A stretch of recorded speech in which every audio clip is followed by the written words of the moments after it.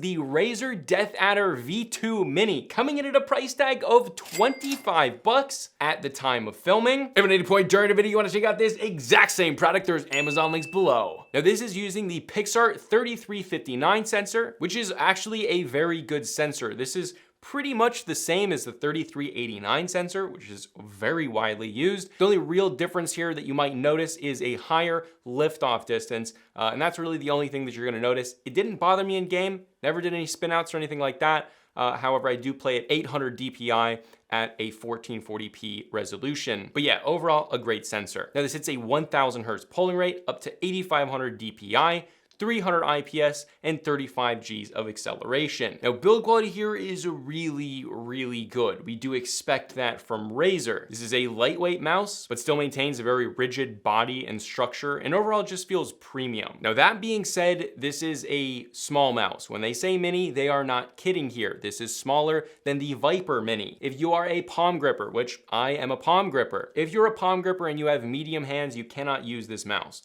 You might be able to, but probably not. You'll probably have to change your grip. If you have large hands, forget it. You can't go with the Mini. However, if you do have small hands, or if you have medium hands, but do a claw grip or something like that, well, you just got really lucky here. So this is a great mouse depending on your hand size and your grip. For skates, these are virgin grade PTFE with a pretty good design, having 2 skates in the front, right, and left corners, a large skate on the back, and then a small skate around the sensors. Now, the 2 edge skates in the front do cause a little bit of drag. If you're looking for a perfect glide, well, the Razer doesn't quite have it. For the cable, this uses Razer's Speed Flex cable, which is fantastic and honestly feels like a wireless mouse. We all love those ultralight cable designs. Pretty much all of them are close to as good as each other, but yeah, pretty good.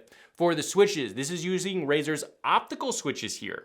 That's a big advantage. Not the Gen 2s, you still have the Gen 1 opticals, but they're super clicky and satisfying, and if that's what you're into, Razer does a great job with their switches. Razer does, well, maybe my favorite switches ever, which I think is their Gen 2 opticals. Those are great. Now the scroll wheel here is good. Overall, I was expecting a little bit more from Razer, but definitely not a deal breaker there. As for weight, this comes in at 62 grams, which is very nice and light. This is a nice lightweight mouse.